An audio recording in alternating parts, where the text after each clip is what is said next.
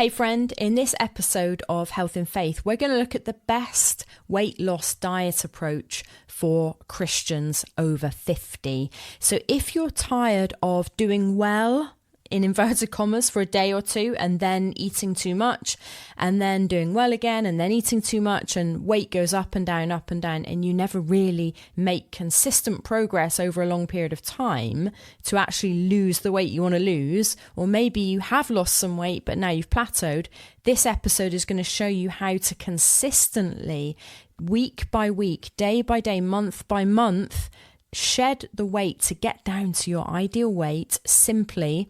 And as Christians, we want to do it in a way that honors the Lord. So we're going to talk Christian biblical stewardship in the process.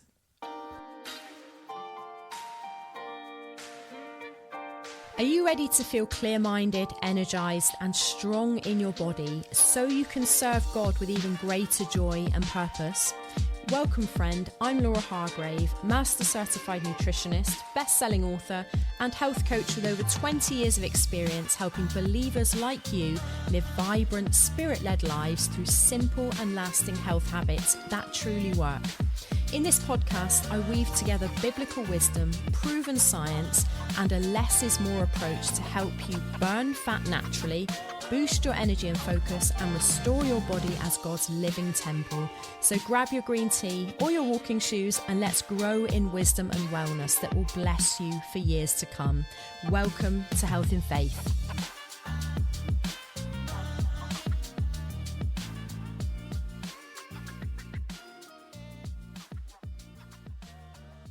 Welcome back to the Health and Faith podcast, and welcome if you're new here. Lovely to have you. So in today's episode, we're going to look at the best weight loss diet approach for Christians over 50. Specifically Christians, because we're talking about stewardship unto the Lord. We're not dieting as the world does. We're not just, doing it randomly, recklessly, just to look good, although we want to look good as well. We're doing it because we want to live well in the Lord. We want to honor the Lord. And even if you're thinking, well, if I'm honest, that's not really a factor in why I want to lose weight. Maybe, but I know that you still want to live well in the Lord. So that's why, I'm bringing this episode specifically for Christians and for Christians over 50, because what worked in our 20s, 30s, maybe even early 40s doesn't work when we get over 50, these kind of quick fix things, as you've probably discovered by now if you're over 50. So most diets fail because they leave people hungry. So we tend to oscillate between two ends of the spectrum often. And that's either feeling full and eaten too much, and then we feel down with ourselves and, I've done it again. I've eaten too much. What's wrong with me? Why can't I use more willpower? Why do I give in to these cravings? And then we exercise extreme control and then feel like super hungry, and then we overeat again, and the cycle continues.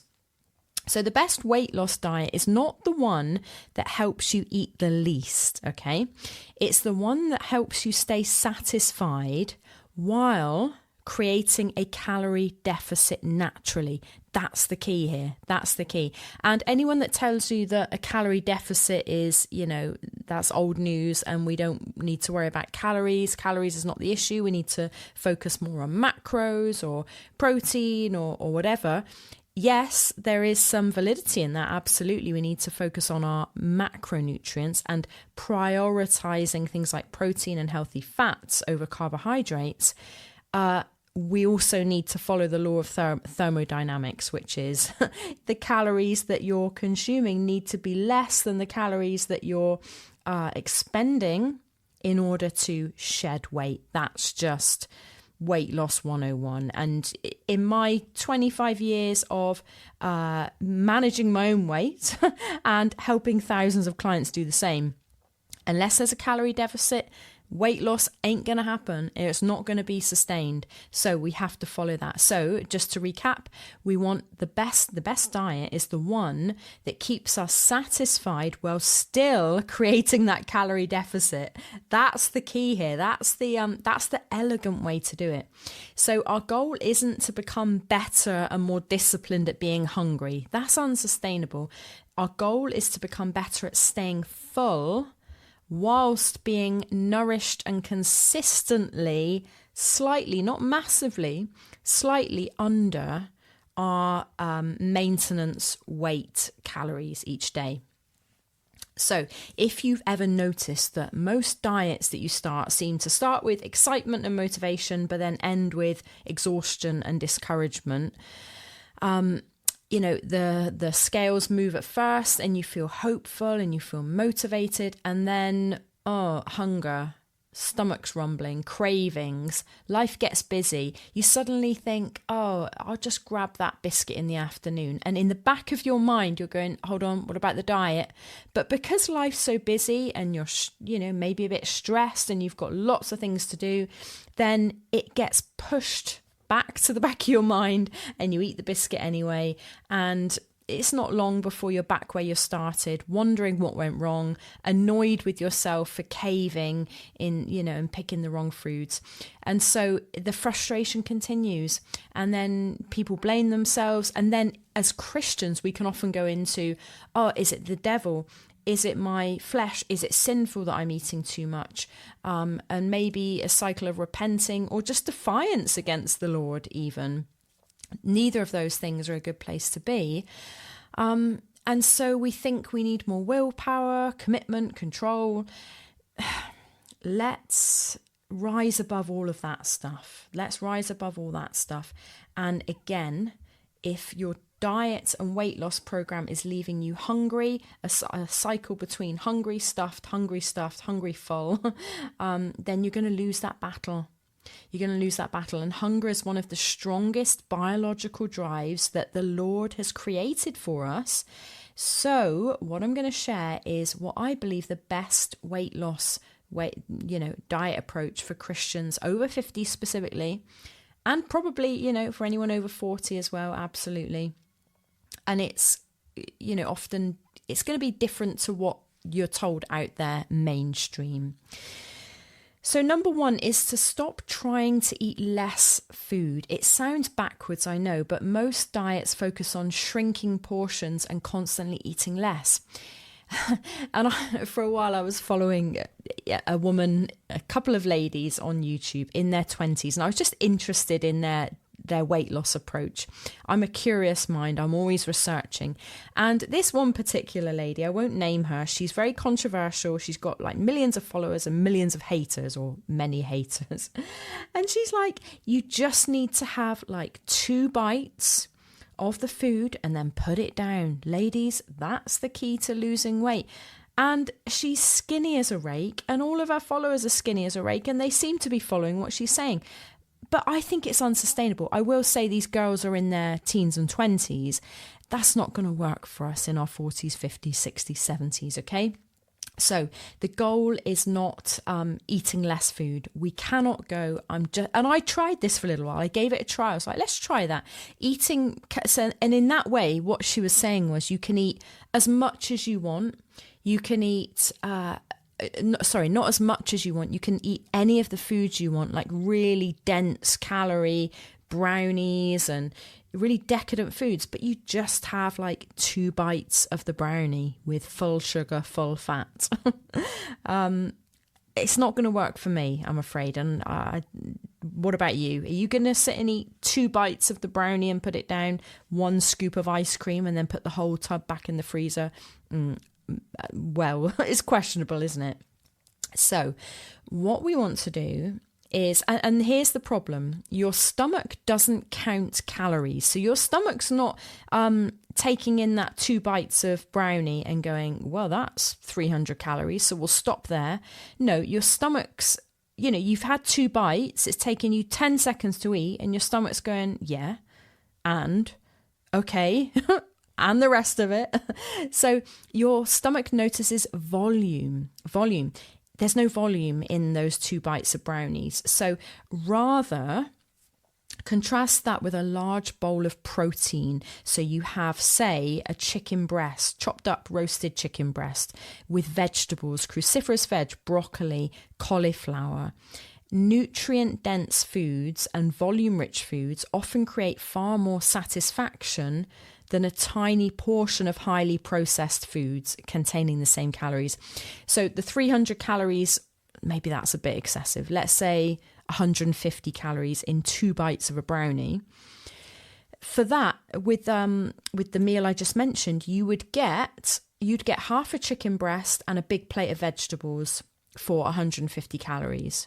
Okay, so if you had the whole chicken breast and a big plate of vegetables and, say, a little bit of squash or carrots on the side, you're looking at 300 calories, and that is a big portion of food. So most people spend years eating small amounts of calorie-dense foods, toast with butter, cereals, cakes, these calorie-dense foods, and wondering why they're always hungry. So we want to eat more volume foods whilst consuming fewer calories. So again, the goal isn't less food, it's more volume food, more nutrient-dense volume food. So that brings us on to point number 2, which is to stop filling up on empty calories, whether it's voluminous or calorie dense or not, whether it's like big portions of, like even say fruits and things are, that there's a large volume of food in, say, an apple. And there is also nutrients as well in an apple. So I'm not saying an apple is bad, but there are lots of things we're designed not to be eating all of the time, and those are empty calories. Again, whether that's voluminous foods or high density small amounts of foods like the cookie, the brownie, the ice cream, cakes, crisps, sugary drinks, breakfast cereals. These can deliver hundreds of calories, again, without creating much fullness.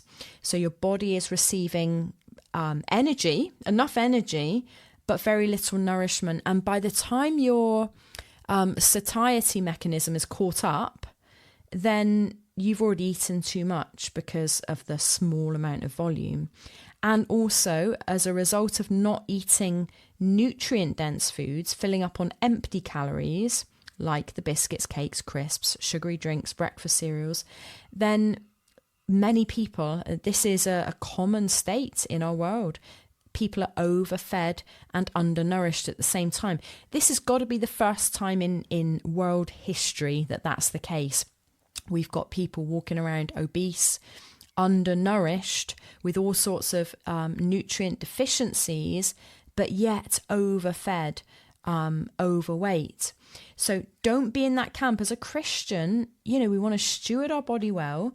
We want to act wisely, don't we? And if you're eating empty calories, it's going to have an effect on your mind, on your level of energy, on your thought, your cognition, your emotional health, your mental health, and your spiritual health. So your body isn't just asking for blank calories, like any calories will do. Your body is desiring nutrients. So instead of eating empty calories and feeling full on empty calories, feel satisfied on nutrient-dense foods. And what you'll find is naturally when you start prioritizing protein, healthy fats, things like oily fish, salmon, mackerel, sardines, and then even whitefish, cod and halibut and haddock, cruciferous vegetables, some healthy fats, butter, olive oil, coconuts, those types of things, then you'll naturally want to eat less, or you'll naturally feel satisfied on less. Remember what we said in the beginning, that elegant way of eating is to maintain a calorie deficit while still giving your body as much of the nutrients as it needs. Okay, so point 3, prioritizing protein at every meal. Protein absolutely changes the weight loss equation for a number of reasons. It supports muscle. It helps to stabilize blood sugar. If you eat a very carbohydrate-rich food, whether that's sugar, like a cake, plain sugar, chocolate, ice cream, or whether it's even fruit, an apple, an orange juice, studies show that if you eat what's called a naked carb, so just carbohydrates on their own, then your blood sugar will spike significantly. Whereas if you eat some protein with that carbohydrate-rich food, it mitigates a blood sugar spike. When your blood sugar is more balanced, then you're not going to be storing fat around your midsection. You're not going to be going into fat storage mode. When your blood sugar is elevated and then your body releases insulin to deal with it, think of it this way, right? When you eat sugar, insulin's released. That is a no fat burning situation for however long that is. And if you keep doing that, insulin's released, blood sugar comes down, and then you go and eat another cookie an hour later or 2 hours later, blood sugar spikes, insulin's released, you are never going to be burning any fat, because think of it this way: when insulin is high, fat loss is zero. It's nil. It's nil. It's not, the two things are incompatible. Burning fat and insulin in the body, they're incompatible. So we want to keep blood sugar low. Therefore, we want to keep insulin low and burning fat, okay? Protein also helps to control and reduce your appetite. Protein is the most satiating macronutrient out of protein, carbohydrates, and fat. Generally far more satisfying than carbohydrates or fats alone. If you've ever had a day or monitored your macronutrients and had over 100 grams of protein in a day or more, you'll know that you felt more fuller for longer, you felt more satisfied. And this is one of the keys to lasting weight loss, is upping the protein while simultaneously reducing carbohydrates and fats. This is the one reason I often see clients naturally eating fewer calories once they begin prioritizing protein. So don't miss this. And when you get this dialed in, then it takes weight loss from being a slog and a force and an effort to feeling genuinely less hungry, more satisfied, and easier to maintain that slight calorie deficit day in, day out, as opposed to just a day and then not, a day and then not. So the best weight loss diet is often one that makes hunger quieter. It turns down the food noise and it turns down the hunger signal. So some practical applications of this then. This week, try this as a little challenge. Ask yourself one simple question before each meal or each time you sit down to eat. Will this leave me nourished and satisfied? Not, is this low calorie? Can I get away with eating this? No. Instead, good stewardship would have you ask, will this help me stay full, energized, and on track? Will it leave me nourished and satisfied? As in, is it giving my body what it needs to be nourished? Am I stewarding this meal well? Okay, so sorry, I said a lot there. One question to ask: will this leave me nourished and satisfied?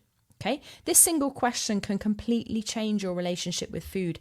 It's about being mindful. It's about being present and stewarding your body well unto the Lord. Stewardship is about wisdom. It's about learning how God designed your body to work and making choices that support that design. When you nourish your body well and support your metabolism and choose those foods that create satisfaction rather than constant cravings. Oh, I've got what's her name song in my head now. Constant Craving. Oh, I can't remember her name. That song in the 90s. Anyway, when you resist or when you choose foods that don't create this constant craving, then healthy weight loss often becomes much easier. This is the type of stuff that we go through in my very practical, highly effective 12-week coaching program for Christians called Health for Life. It will show you in very practical, simple ways that are proven. Hundreds of Christians have been through this program over the past few years. And it will show you how to eat well, how to prioritize protein, how to choose foods that are not going to take forever to make in the kitchen. When you're busy or stressed and just want to grab something on the go, how to Have foods on hand that support your lifestyle, whether you're a busy parent, whether you're a busy grandparent, whether you're struggling with tons of pain, as some of my clients are. They can hardly cook because they're in so much pain. Whether you're going through a life transition, maybe you're experiencing the empty nester situation for the first time, and it's a struggle, and you're looking to move into this new season of life with good health and wondering how best to do it. Let me support you. Come and join us in Health for Life, my 12-week program. You get 6 months in the program. It's 12-week modules, but you get 6 months access. There's group coaching calls bi-weekly, and there's just 3 simple actions that will help you lose weight, if that's what you need to do, get your metabolic health in check, stewarding your body well, addressing underlying causes of disease, preventing disease, reducing toxicity, supporting your body's health. Yeah. And it's enjoyable. It is enjoyable, and it's biblically focused. So I would love to welcome you into the program, love to support you. And the fellow members would support you as well and will welcome you in. So do check it out. You can have a look at that at healthinfaith.com/HFL for Health for Life. So thanks for listening to Health in Faith today. Do join us again for the next episode. And if you're not already on our email list, then you can go and join for free at healthinfaith.com, and I will send you weekly encouragements, tips, offers, resources and things. And I'm going to be doing monthly live training as well. So that's healthinfaith.com. Have a great week. Bless you. Bye for now. Thanks so much for listening today to Health in Faith, our podcast here for Christians to equip you to live healthy in the unhealthy world that we live in. If you enjoyed the show and appreciate it, then do share it with a Christian friend. And would you literally it takes 20 seconds, just go on to Apple Podcasts and leave me a review, a 5-star review. I read everyone. So have a great week, and I'll speak to you on the next episode of Health in Faith.